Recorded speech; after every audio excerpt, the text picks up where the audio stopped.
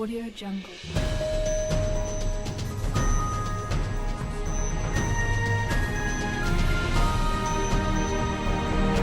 Audio Jungle. September is emerging as a month of defiance, a milestone moment in the Trump presidency when the forces of the resistance are asserting themselves more strongly. The Labor Day holiday usually ushers in a change in the political seasons. This year, however, it has been the confluence of separate but interlocking events. The national commemorations following the death of John McCain. The publication of the latest Bob Woodward blockbuster. The anonymous op-ed penned by a senior administration official for the New York Times. The protests on Capitol Hill during the hearings for Trump's Supreme Court nominee, Brett Kavanaugh.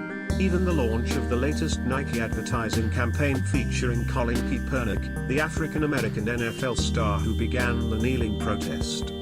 In protesting the Trump presidency, it is as if all the oppositional forces across the country have decided that enough is enough and that this is the moment to just do it. These 7 days in September have certainly felt historic. The eulogies of Barack Obama and George W. Bush at Washington National Cathedral last Saturday were not only intended to pay tribute to John McCain but also to reaffirm cherished American values.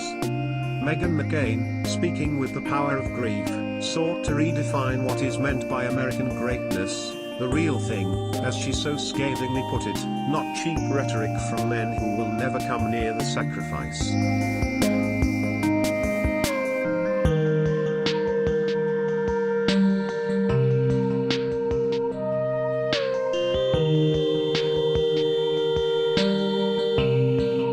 The rituals of mourning before that memorial service were also freighted with meaning.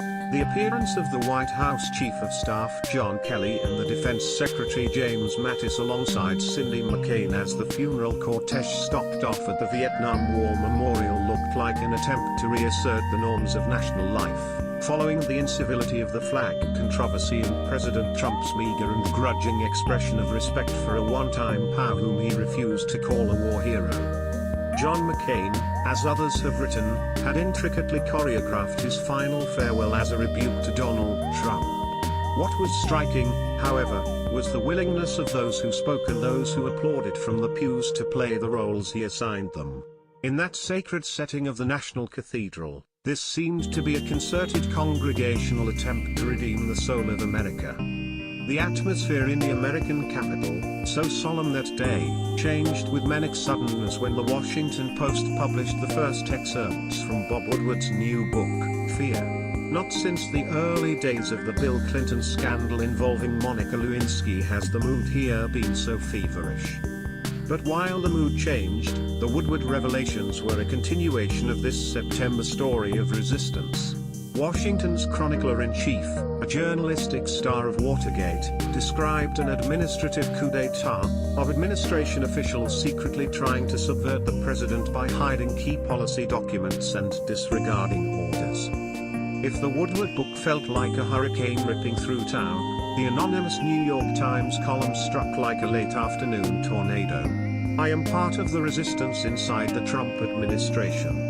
The headline alone was jaw-dropping. The piece that followed was extraordinary.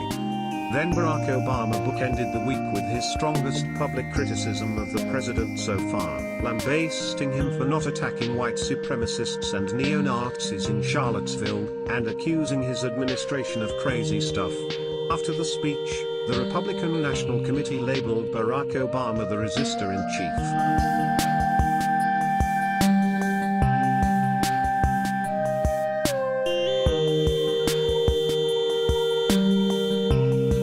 For all this epic drama, the country is not facing a constitutional crisis, as the former Secretary of State John Kerry claimed in midweek. The branches of the U.S. government, the executive, legislative and judicial, are not in dispute. Constitutional dysfunction is not the issue here. And soon Americans themselves will be able to exercise their own constitutional check and balance, their right to vote in the midterm elections. That political showdown in November will pit Trump resistors against Trump loyalists. The irony is the Democratic leadership does not want to turn the midterms into a referendum on the president or to explicitly make the argument that winning back the House of Representatives is the first step towards impeaching him. In the Senate, the Democrats are defending 10 seats in states that Mr. Trump won in 2016, places such as North Dakota, West Virginia, and Wisconsin, where Mr. Trump remains popular.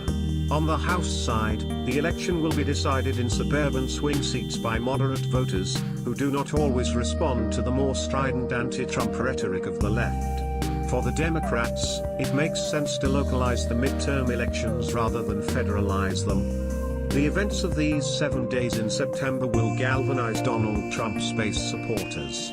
Polls after his death suggested that John McCain was more popular among Democrats than Republicans.